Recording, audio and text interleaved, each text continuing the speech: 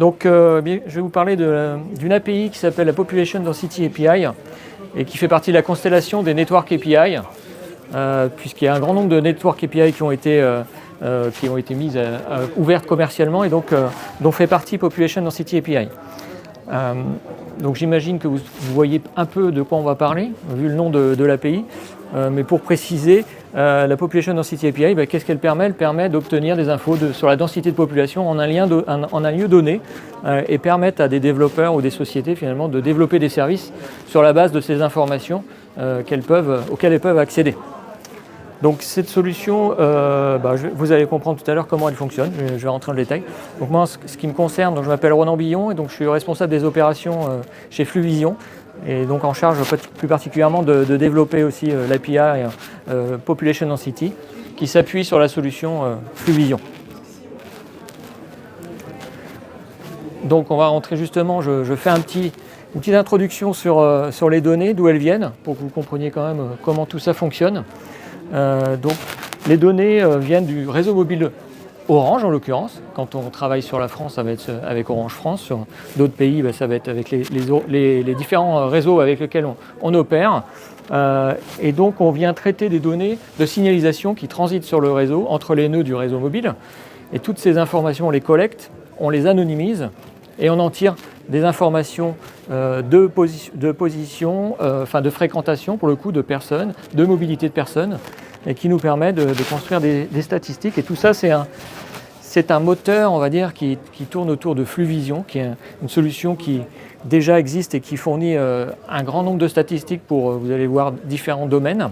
Donc il y a toute une chaîne data qui vient anonymiser les données, collecter les données déjà, les anonymiser, et les extrapoler à la population globale, puisque ce qu'on observe sur le réseau mobile Orange en France, par exemple, ça va être les abonnés Orange ou les roamers qui viennent s'accrocher au réseau mobile Orange. Donc Fluvision, et je vais arrêter sur Fluvision et me reconcentrer sur l'API après, mais juste pour vous donner une idée, que Fluvision, c'est déjà un fournisseur de données auprès d'un grand nombre de verticales, type retail, tourisme, transport. Donc on a des clients dans ces domaines-là, on répond à des questions telles que celles qui sont présentées ici. Combien il y a de personnes à un endroit, d'où elles vont, d'où elles viennent, et quel est leur profil socio-démographique. C'est ce genre d'informations qu'on est capable de donner avec Fluvision et répondre à différentes problématiques des différents secteurs d'activité qu'on vient de citer. Donc c'est une solution qui est déjà très fiable, qui est très fiable, qui est aussi solide et qui a déjà fait ses preuves par le passé. Donc voilà les différents logos de commerciaux, de clients pour Fluvision dans les différents domaines. Donc en France, beaucoup en France effectivement, mais pas seulement en France. On travaille aussi en Espagne, en Belgique, en Roumanie, en Slovaquie, dans les Caraïbes. Enfin, on a des clients dans tous ces domaines, dans tous ces pays-là. Donc comment ça fonctionne? Je vais revenir plus précisément sur l'API Population Density. Donc vous avez vu d'où viennent les données. Finalement, c'est Fluvision qui se base sur les données du réseau mobile Orange et qui transforme les données pour en faire des statistiques sur la fréquentation des personnes en un lieu. Donc c'est bien ces données-là de grande qualité, préagrégées, anonymisées, qui servent l'API Population Density. Et il s'agit là de transformer les données pour les rendre disponibles dans un standard qu'on appelle Camara, et qui est un standard actuellement qui est international et qui permet finalement d'offrir des API au niveau international, quels que soient les opérateurs, comparables et intégrables facilement finalement par des développeurs dans des applications mobiles ou des applications web dans des entreprises. Donc, comment ça fonctionne plus précisément l'API, en rentrant plus dans la technique. Donc c'est une API REST, pour ceux qui connaissent le type d'API. Donc si je pose une question à mon API et je dis combien de personnes dois-je attendre dans cette zone entre 5h et 5h30 ce soir, l'API va me répondre voici la densité de population dans les carreaux de 150 mètres par 100 mètres qui recouvrent la zone ciblée. Donc on ne répond pas dans le polygone qui est ici, mais on répond dans un format standard qui est finalement ce qu'on appelle nous des GOH, enfin c'est pas nous, c'est un standard universel, GOH 7 en l'occurrence, qui définit c'est un identifiant unique qui permet d'identifier une zone unique sur la Terre. Et voilà, c'est un code. Et là, on sait que c'est tel endroit sur la Terre. Et donc, nous, on retourne les valeurs de densité de population pour les différents GOH qui couvrent ma zone ciblée. Donc, la personne qui demande l'information, il a juste à rentrer un polygone avec ses sommets, donc les coordonnées GPS de ces sommets, et il va avoir en retour des informations de densité sur les GOH qui couvrent cette information. Donc j'ai parlé de futur, là on est dans le futur, on parle de ce soir, quelle sera la densité de population. Donc l'API elle fait à la fois le futur et à la fois le passé. Alors le passé sur un historique assez profond, quelques mois. Sur le futur, on est sur un mois de prédiction basée sur des données qu'on a historiques sur les zones concernées. Est-ce qu'il y a de l'événementiel prévu? Par exemple, match de foot qui aurait lieu ou des choses qui vont générer de la densification? Non, on n'en est pas rendu là, effectivement, parce qu'on couvre un territoire qui est, pour l'instant, vous allez voir Grand Paris, mais le but, c'est de couvrir la France entière à une échelle de 150 mètres par 100 mètres. Donc, on est plutôt à modéliser des comportements habituels et pas traiter les événements. Quand bien même on tiendrait compte des événements, il est difficile de prévoir vraiment aujourd'hui, on n'est pas capable, je dirais, de traiter les événements pour faire simple. On y viendra, c'est sûr, mais c'est pas aujourd'hui. Ouais. Je vais vous parler des use cases après, vous allez voir, parce que l'objectif dans cette présentation, c'est d'en venir au cas d'usage. Et effectivement, il y a des cas d'usage qui seraient très intéressants sur l'événementiel, on va le voir. Donc pour avoir une idée de la résolution, de la finesse d'information, voilà les GOH 7, voilà à peu près, c'est pas à peu près, voilà ce qu'ils représentent sur une carte satellite. Vous pouvez voir les zones sont assez fines, on voit dans un centre-ville, c'est presque à la rue, le type d'information. Donc, zone militaire ou ce genre de choses? Non, nous n'avons pas de restrictions parce qu'on est sur de la statistique et que la statistique est représentative, mais aujourd'hui elle n'est pas. Il y a des zones effectivement Google qui sont floutées, OpenStreetMap, etc. Ça pourrait être intéressant de savoir combien il y a de militaires sur une base. Oui, effectivement. On a du 50 par 150. Donc on n'a pas. Voir les effectifs, information confidentielle. Voilà.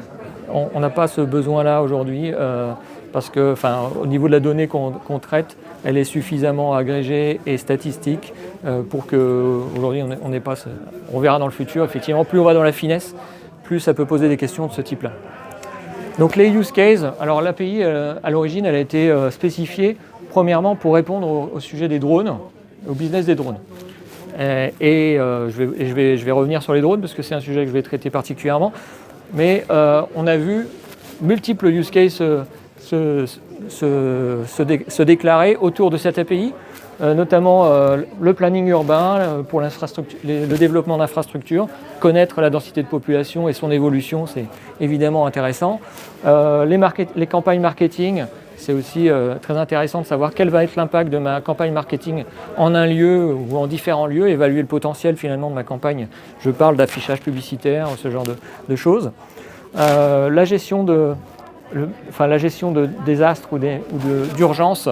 On a beaucoup discuté avec les SDIS, donc les pompiers, pour évaluer, parce qu'ils ont régulièrement besoin d'évaluer finalement le besoin en ressources, justifier leur budget, etc. Donc avoir des données pour planifier leurs besoins en ressources, c'est très intéressant pour eux. Et finalement aussi pour la gestion de foule et l'événementiel, on va y revenir, c'est très intéressant. Donc plus là, par rapport aux données du passé, on arrive à avoir des choses très intéressantes parce qu'un événement qui va se reproduire à un calendrier différent, vous pouvez, en vous basant sur les données du passé quand même, tirer des informations quant au futur. Mais notre API aujourd'hui ne projette pas dans le futur ce qui s'est passé dans le passé à l'échelle d'un événement. Oui. C'est plus pour avoir une idée de la tendance habituelle en un lieu de la fréquentation. Et ça répond déjà à pas mal de cas d'usage, notamment les drones. Je vais y revenir, puisque les drones, eux, ce qu'ils ont besoin de savoir, c'est annoncer avant un vol de drone les risques qu'ils prennent par rapport par rapport à un trajet donné, et ça, ils vont le faire par rapport à l'habitude et pas par rapport à un événement particulier. Donc je vais me focaliser sur deux cas d'usage. Le cas d'usage des drones, dans un premier temps, et puis le cas d'usage de la management des foules dans un cas événementiel. Donc les drones, déjà juste pour mentionner le fait que les drones, enfin les télépilotes de drones, ils ont besoin de solutions logicielles pour les accompagner dans ce qu'on appelle mission management, donc préparer une mission, parce qu'ils doivent faire du déclaratif administratif par rapport à un vol donné. Et il y a des solutions telles que les sociétés d'Emetor proposent, à travers Airborne RF par exemple, qui leur fournit des données qui viennent du réseau mobile. C'est notamment la connectivité qui est importante pour un drone, c'est savoir qu'il va avoir de la connectivité sur tout son trajet, donc simuler la connectivité lors du trajet d'un drone, et également la densité de population qui est un élément majeur pour pouvoir avoir une autorisation de vol sur un trajet de drone. Donc c'est un exemple de solution logicielle qui intègre des données de ce type-là, et notamment l'API Population Density est intégrée dans Airborne RF. Ça va, je continue en français. Maintenant, rentrons plus sur l'axe télépilote, justement. Et télépilote, donc les télépilotes, comme je disais, pour déclarer un vol, un vol spécifique, hors vue, justement, ils vont avoir besoin d'avoir faire une déclaration à la DSAC pour obtenir une autorisation. Oui. Et c'est un dossier qui prend du temps, qui est assez complexe. Ils doivent apprécier les risques au sol, mais aussi les risques en l'air, les risques de collision avec d'autres avions, avec des avions ou autres. Tout ça, ça s'appuie sur finalement une des directives qui sont à l'échelle européenne et qui sont régies par une méthode qui s'appelle SORA aujourd'hui, qui permet d'apprécier les risques que va proposer un drone sur un trajet donné. Et il y a la nouvelle version, SORA, qui vient d'être appliquée sur le mois de novembre et qui exige justement des données maintenant quantitatives sur la densité de population. Avant, c'était du qualitatif. Maintenant, ils veulent du quantitatif. Ça veut dire qu'il faut bien qu'ils s'appuient sur des données réelles pour pouvoir dire « je ne prends pas de risque en allant de ce point-là à ce point-là » parce que la densité de population, elle est en dessous le seuil exigé par la norme. Donc aujourd'hui, ils s'appuient toujours sur des données de recensement. Et les données de recensement sont ce qu'elles sont. C'est-à-dire que c'est des données datées qui sont mises à jour très peu régulièrement et qui ne reflètent pas la réalité en cours de journée. Il n'y a pas de dynamique. C'est des données qui sont statiques à l'année. Donc ça, c'est une problématique. Et c'est là que notre API a tout son sens. Et je voulais vous l'illustrer ici. C'est juste là la projection sur une carte de la densité de population que l'on peut obtenir à travers l'API en journée. Donc là, c'est daytime. Donc là où vous voyez du rouge, c'est là où la population est la plus concentrée, évidemment. Là où c'est transparent, c'est que c'est en dessous le seuil de 5 personnes. Donc il y a 0. On considère que c'est 0. Et forcément, d'une journée à l'autre, c'est différent. D'une heure à l'autre, c'est différent. Et donc, pour un opérateur de drone, il faut choisir le bon moment dans la journée ou dans la semaine. Opérer un week-end, un dimanche, un jour férié, etc., c'est complètement différent. Et donc, l'API, elle est capable finalement de fournir des données dynamiques en fonction de l'heure, en fonction du type de journée. Et c'est ça qui est très utile. Et juste pour illustrer également qu'est-ce qui se passe la nuit, si un opérateur de drone il veut choisir un créneau de nuit, et c'est souvent le cas quand ils font des opérations spécifiques, parce qu'ils savent qu'il y a beaucoup moins de monde, mais pour le prouver, aujourd'hui ils n'ont pas les données pour le prouver. Et l'API le permet complètement. Ici, vous voyez, la dynamique est complètement différente. Alors la concentration, elle est évidemment plus forte sur les zones résidentielles, parce que les gens qui étaient à travailler ou dans des magasins ou sur la route, ils sont rentrés chez eux la nuit. Et donc c'est là où on se rapproche le plus des données de recensement finalement, puisque c'est ça, normalement les gens rentrent chez eux dans le domicile qu'ils ont déclaré. Mais encore une fois, les données qu'on a là sont bien plus fiable, je dirais bien plus fine que le recensement, puisqu'on va tenir compte des touristes quand on est dans une zone touristique. Les touristes ne sont pas considérés par le recensement, évidemment. Et puis les étrangers qui ne sont pas dans le recensement. Et puis tout le monde ne dort pas chez soi. Il y en a qui ont une vie nocturne, etc. Donc voilà. Donc tout ça pour dire que évidemment les données de l'API ont un grand sens pour le monde des drones. Et si je vais un cran plus loin, on a la capacité avec la solution FluVision de filtrer aussi sur les modes de déplacement des personnes. Donc ce n'est pas disponible actuellement dans l'API, mais c'est une feature qui va venir sur l'année prochaine. Donc si vous filtrez maintenant que sur les piétons, ceux qui sont assimilés piétons, c'est-à-dire qu'ils ont une vitesse donnée qui est dans une range qu'on considère être des piétons, et bien voilà la projection sur la carte. Alors la densité, de nuit, elle est encore plus faible évidemment, puisqu'il y a peu de piétons à se balader. Et donc quand on considère le risque au sol pour un drone, on voit que là on prend beaucoup moins de risques et le trajet il peut être beaucoup plus facile. Ça, c'est une donnée de FluVision, c'est ça? La donnée vient de FluVision à l'origine. Ouais. Ouais. On a un client qui était intéressé par les données parce qu'il voulait connaître pour les municipalités, connaître l'impact d'un chantier sur une rue, Ouais. et l'impact qu'aurait ce chantier sur le trafic et sur les rues adjacentes, sur le quartier, etc. Donc au départ, ça semblait compliqué avec FluVision parce que c'était tous les humains, y compris les piétons. Oui. Et donc c'est ça les intéressait pas. Ils voulaient un filtre sur la population, les voitures en fait, Ouais. qui pourraient être du coup affectées par le chantier et redirigées dans des rues annexes. Est-ce que c'est disponible? Parce que Eh bien, vous faites Oui, c'est disponible dans FluVision depuis très peu. Ah, voilà, Donc c'est au mois de septembre, octobre que finalement la fonctionnalité est disponible. Donc on peut filtrer sur différentes catégories de déplacement. Donc effectivement pour répondre, l'offre cœur de ville FluVision a cette possibilité. Et on va aussi introduire la carte de chaleur qui nous manquait par rapport à la concurrence et donc qui reflète un peu cela, effectivement. Oui, donc si vous voulez, on pourra en reparler. On pourra en reparler si vous voulez, pas de problème.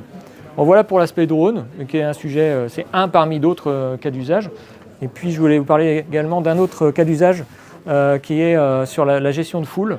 Donc là, on a travaillé dans le passé avec Suadeo sur les Jeux Olympiques. Donc les Jeux Olympiques, c'était pas avec l'API à l'époque, Population Density, c'était une API spécifique pour fournir des données en temps réel sur une centaine de sites sur Paris. Ces données étaient intégrées au cockpit de gestion de crise gouvernementale, interministérielle plutôt, et permettaient justement d'avoir un suivi des risques de gestion de foule pendant les JO. Donc eux, ils ont une plateforme qui est data, qui est assez flexible au niveau intégration de données. Ils intègrent aussi tout ce qui est réseaux sociaux, ils corrèlent ces données avec nos données et ça a aussi un intérêt spécifique. Donc voilà, pour le passé en tout cas on a travaillé avec Suadeo et on travaille également maintenant dans le futur puisqu'ils vont intégrer notre donnée, ils intègrent l'API maintenant Population Density dans leur plateforme en but de fournir aussi des services de ce type-là. Et donc à Vivatech, ils étaient avec nous aussi sur le stand Vivatech pour présenter cette démo et illustrer la capacité de l'API et de leur plateforme. Et donc on voit par exemple dans ce cas d'usage, vous allez sûrement souvenir de la Champions League et de la victoire du PSG, pour ceux qui aiment le foot, mais en fin mai au début juin dernier. Et donc on a observé un mouvement de foule évidemment qui s'est opéré entre le stade du Parc des Princes et puis les Champs-Élysées. Lors de la victoire, il y a un gros mouvement de foule vers les Champs-Élysées pour célébrer cet événement majeur pour le PSG. Donc c'est cette courbe-là qu'on peut observer. En bleu, c'est le Parc des Princes et puis en vert, c'est les Champs-Élysées. Donc tout le monde a quitté le Parc des Princes et s'est concentré sur les Champs-Élysées. Donc on peut voir combien de temps ça a duré effectivement. Et l'opération inverse s'est reproduite le lendemain puisqu'il y a eu à nouveau une célébration partant des Champs-Élysées et retour vers le Parc des Princes. Donc voilà typiquement ce qu'on est capable de voir avec des données de densité de population et qui permet dans certaines mesures d'évaluer les risques qu'on peut avoir dans une zone donnée en gestion de foule. C'est ça l'idée. Il y a combien de temps entre l'acquisition de la data Donc pour l'offre temps réel qu'on a sur Fluvision, on est à 10 minutes derrière 10 minutes, derrière une statistique à 10 minutes. Donc c'est pas disponible dans l'API standard aujourd'hui. L'API Camara ne demande pas ça, c'est à la demi-heure aujourd'hui et c'est pas du temps réel. Mais avec eux, on travaille justement un peu en avance de phase pour fournir cette API qui serait hors Camara dans un premier temps, hors standard, mais qui pourra avoir un sens avec Camara aussi dans le futur. What's next, c'est mon dernier slide après celui-ci pour vous expliquer. Bon, là aujourd'hui l'API est disponible sur Grand Paris et est disponible sur Orange Developer. Et d'ici quelques jours, enfin avant la fin de l'année, il est prévu que du coup on étende à toute la France. C'était le projet depuis le mois de juin, donc là on est en train d'aboutir sur la mise à disposition de cette API sur l'ensemble de la France. Là, ça va ouvrir des portes à un marché bien plus large que ce qu'on a aujourd'hui, puisque l'intérêt, et on le rencontre à discuter avec tous les clients sur ce sujet, c'est pas forcément sur Paris qui a le plus de cas d'usage, mais bien en province. On veut justement avoir de la densité de population pour certains cas d'usage. Ça veut dire quand même les grandes villes quand même. Oui, les grandes villes. Parce qu'il y a des zones sans intérêt. Oui, il y a les... La France, c'est quand même plus urbain. Oui, c'est clair. Là, il y a des zones... On peut faire de la statistique. Effectivement. Non, mais c'est en province, sur les grandes villes, il y a des besoins tirés par des industries finalement qui sont aussi dans différents secteurs. Et donc, je vous ai parlé tout à l'heure du côté filtrage de mobilité. Donc ça, c'est en roadmap pour 2026 dans l'API. C'est déjà disponible dans Fluvision. Et puis le real-time, également, on y travaille. En ce qui concerne l'extension géographique, après la France, on va travailler sur l'Europe. On a déjà des discussions en Espagne pour ouvrir. Fluvision est déjà déployé en Espagne, donc il s'agit de simplement, si je puis dire, rendre l'API disponible au-dessus de la plateforme Fluvision, également dans les autres pays européens où on est présent avec les opérations Orange. Voilà, vous avez des liens si vous voulez shooter pour avoir plus d'infos. Et puis, je ne sais pas si vous avez des questions. Est-ce que vous avez des traitements automatisés pour la détection d'apparition de zones qui deviennent denses d'un seul coup? Je pense par exemple à une zone qui devrait être vierge de personnes, Oui. Une zone en friche, et puis d'un seul coup il y a un amas de personnes qui arrivent. D'avoir des indicateurs qui disent tiens, j'ai une liste de zones où d'un seul coup il y a plein de gens qui arrivent en masse sur cette portion-là. Et statistiquement, on ne devrait jamais avoir autant de personnes sur cette zone. Alors on n'a pas ce service-là d'ouvert aujourd'hui. Si quelqu'un le demandait, on pourrait l'offrir. Mais bon, aujourd'hui, on ne produit pas de la donnée pour, je dirais, toujours le plaisir de le produire. Mais c'est vrai qu'on n'a pas eu de demande. À des rassemblements de tuffers ou des choses comme ça, et on veut protéger certaines zones de l'environnement et dire si jamais d'un seul coup on voit que ça monte en puissance, qu'on est c'est une possibilité. C'est une possibilité, mais aujourd'hui c'est pas proposé effectivement. Ça peut être une idée. Et il y avait aussi, je pense beaucoup aux feux de forêt, être capable de savoir s'il y a de la densité de personnes dans la zone, quand ça commence à... Ça, c'est un cas d'usage qui est très attendu, du coup, qui a besoin du temps réel. Et donc ça, effectivement, on y travaille parce que c'est les inondations, les feux de forêt, ça fait partie des use cases importants qui ont du sens aussi social, plus que social. Donc oui. Et on va y travailler, c'est le temps réel qui va y répondre.